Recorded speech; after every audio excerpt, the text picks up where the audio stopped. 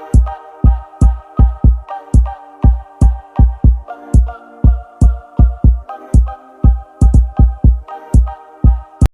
professional email is used when conducting businesses with a new associate or executive, sending a professional inquiry, or corresponding about a job. I'm Sandra Isige, and in this video, I will highlight the elements or parts of a professional email, as well as a brief on writing a professional email to a boss, employee, or customer. The elements of a professional email include: number 1, the subject line. The subject line is what the reader sees in their inbox. It should be clear, concise, and meaningful. Number 2, a salutation. The salutation directly addresses the person you are sending the email to. Number 3, an introduction. The opening of a formal email often requires the sender to introduce themselves. Number 4, the body. The body of a formal email typically elaborates on the purpose of the email. And lastly, the closing. How you end a formal email is equally important. Since the email closing is the last thing your recipient looks at, your email closing can have a lasting impression. Usually formulate emails with different purposes. However, emails sent to your friends, leaders, colleagues are not the same. Now, I would like to show you what you should keep in mind when you're going to compose emails.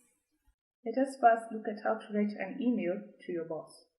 You should cover the most important information first, starting with the question or questions you would like to ask your boss.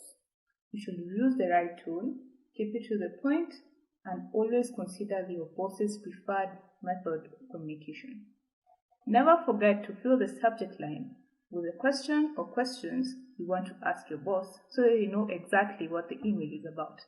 Next, start with a salutation, stating dear, then the name of your boss, preferably their first name. Then, go to the body of the email where you write the question or questions you'd like to ask your boss and all the information you'd like to tell them. Then head on to your closing, and next you'll state your signature, stating sincerely and writing your name and your job title so that your boss knows exactly who the email is from. Next, let us look at how to write an email to your employees. You should always be professional. Even if you're sending a quick message, make sure your tone is always polite and professional. You should include an appropriate greeting and a closing. Whether sending an email or a letter, add a professional greeting that includes the person's or people's names. Keep it brief and keep your messages as short as possible. You should carefully edit and proofread your email before sending it. Always thoroughly read it and check for spelling, mistakes, and grammar errors. Always remember to fill the subject line just as you would when sending the email to your boss. Start with a salutation, stating the name of your employee or employees you're sending the email to, the body containing the information you want to communicate to your employees, the closing, and your signature so that your employees know that the email is from you. Lastly, let us look at how you should write an email to your customers. You should always use the customers' names. Have the customer's conversation history handy so that you know what you had talked about prior to you sending the email. And you should brush up on key facts about their business or buyer persona. You should always know the specific customer you're going to email. You should also always try to understand your customer's problem inside and out.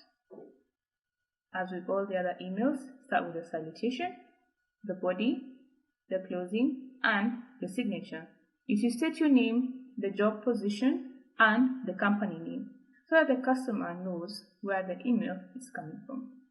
Whether you're entering the workforce for the first time or just looking to improve your electronic communication skills, learning how to write a professional email is a critical skill.